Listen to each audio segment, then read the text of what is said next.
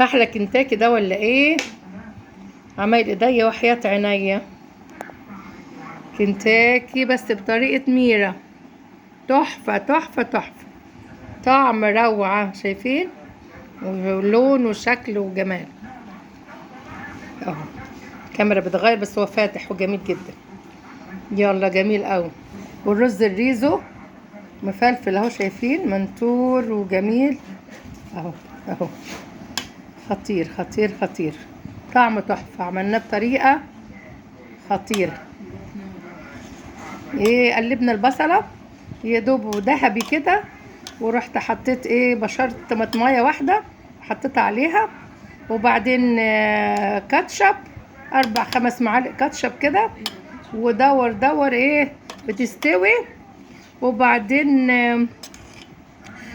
معلقة عسل نحل صغيرة ومعلقة عسل اسود والكاتشب واستووا مع بعض كده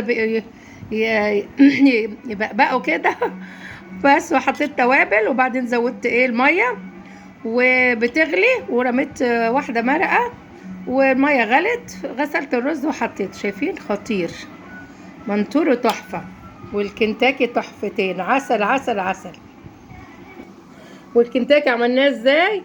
الفراخ طبعا غسلناها بالدقيق والميه غلت، وحطيت الفراخ ومقطعاها كده دبوس سحفه صدور على نصين، وبعدين حطيتها ايه 20 دقيقه بس سلقه، وطفيت. وبعدين ايه بيض، وحطيت توابل في البيض وضربت البيض، وبعدين بعد البيض طلعتها ايه على دقيق، وحط ايه مع 3 معالق بقسماط بس في الدقيق، وحمرنا. كنتاكي ولا مش كنتاكي ده؟